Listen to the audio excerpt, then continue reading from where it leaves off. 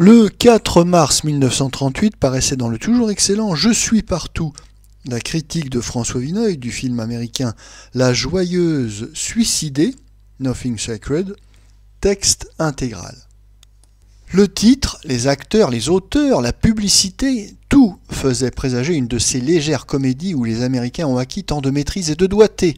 C'est bien en effet le style des premières images, un peu plus appuyé que dans Ange de Lubitsch ou The Awful Truth, mais vive et moqueuse, et nous introduisant une fois de plus dans un grand journal new-yorkais. On est donc fort surpris, au bout de quelques instants, d'apprendre que l'héroïne probable, Miss Hazel Flagg, est condamnée à mort, frappée d'un inexorable empoisonnement par le radium. Cette triste perspective n'empêche cependant pas le scénario d'aller son train avec allégresse, et le spectateur ingénu peut éprouver 2 ou 3 minutes de malaise. Mais la farce macabre s'arrête là aussitôt. Miss Hazel Flagg se porte le mieux du monde. Elle a été trompée par le diagnostic d'un vieux docteur provincial qui ne tarde pas à la rassurer. Miss Flagg, sans doute, est satisfaite, avec une légère déception cependant. Si elle avait été condamnée, quelques jours encore, elle aurait touché de l'assurance un petit paquet de dollars qui lui aurait permis de réaliser un de ses rêves, de connaître enfin New York. Au fait, pourquoi sa magnifique santé ne demeurerait-elle pas un secret entre elle et le docteur? Le docteur y consent. Un journaliste en mal de reportage arrive à point nommé pour recueillir les ultimes confidences de Miss Flagg, pleurer sur son tragique destin et l'emmener à New York par le prochain avion, puisque la maladie, dont les ravages sont lents, lui laisse encore un peu de répit. Pour la plupart des scénaristes, cette bizarre supercherie aurait été le point de départ d'un vaudeville qui risquait de paraître bien gros et que l'on redoute pendant quelques mètres. Mais la comédie est aujourd'hui le genre le plus vivant d'Hollywood.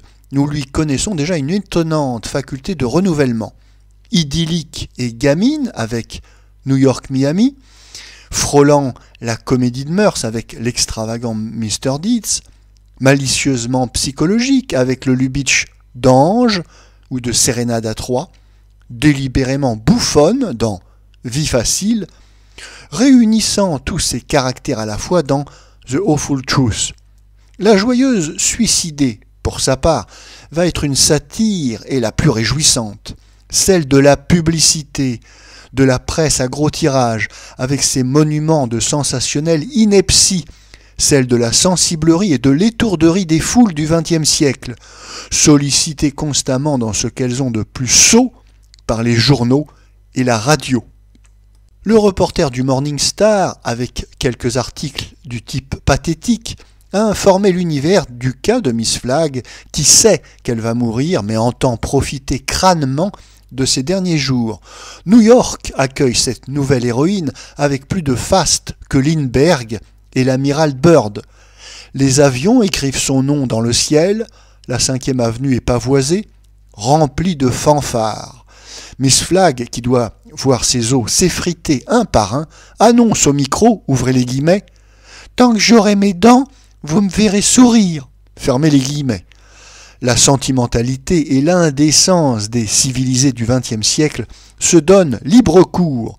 On s'écrase dans les dancing chics, au gala donné en l'honneur de la joviale petite moribonde.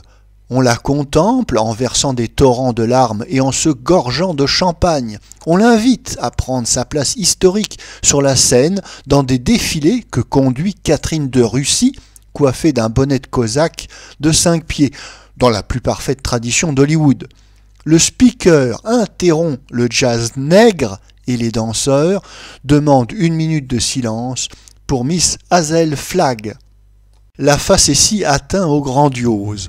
On prie Miss Hazel Flagg d'organiser elle-même ses funérailles, qui seront nationales. Le jour anniversaire de sa mort, par décret de la Maison-Blanche, sera férié, ni plus ni moins que l'Independence Day. À la fin, quand Miss Flagg aura simulé une noyade pour échapper à l'examen d'illustres médecins allemands, mais quand son mensonge aura été cependant révélé, le gouverneur, le maire, qui avait été ses plus ardents champions, décide que le scandale de sa guérison serait par trop redoutable pour le prestige de l'État.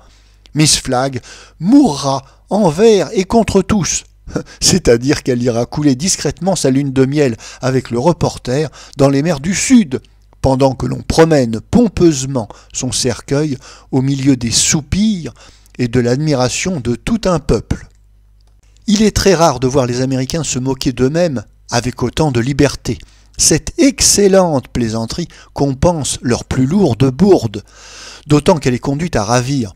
Après avoir sursauté un peu devant l'énormité du thème, nous trouvons le lancement de Miss Flagg aussi plausible que quelques gigantesques enfantillages de Paris soir.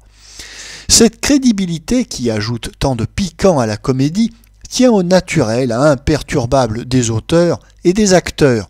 Si le film est émaillé de gags épiques, leur point de départ est presque toujours une amusante et très juste observation. Ainsi, l'humour peut tout se permettre, de l'allusion fugitive jusqu'à la franche caricature. Le rythme précis et rapide du spectacle fait le reste. Les comédiens Frédéric March et Caroline Lombard se gardent bien d'appuyer. Ils sont spirituels avec vérité. Pourquoi faut-il qu'Hollywood ait choisi un scénario aussi réussi pour faire une nouvelle expérience de la couleur? Le procédé, dit le générique, est le même que celui de Vogue 38, où l'on voyait pour la première fois une palette de cinéma composée avec goût. Mais si la machine n'a pas changé, ceux qui la manient sont différents et beaucoup moins heureux. Aux lumières artificielles de Vogue 38, on substitue cette fois trop d'extérieur qui n'apporte pas un progrès sensible sur tout ce que l'on a vu jusqu'ici. Le seul avantage de cette Technicolor, c'est qu'elle est suffisamment discrète pour qu'on puisse à peu près l'oublier en suivant les péripéties du sujet. On répète que si la couleur peut restituer au cinéma son intérêt visuel dans certains films destinés avant tout à être regardés, elle n'apporte absolument rien dans un spectacle comme La Joyeuse Suicidée, qui sans elle serait de bien meilleur goût. Les frais énormes qu'elle entraîne se justifient mal. Le film en blanc et noir n'est pas encore près de sortir de nos mœurs.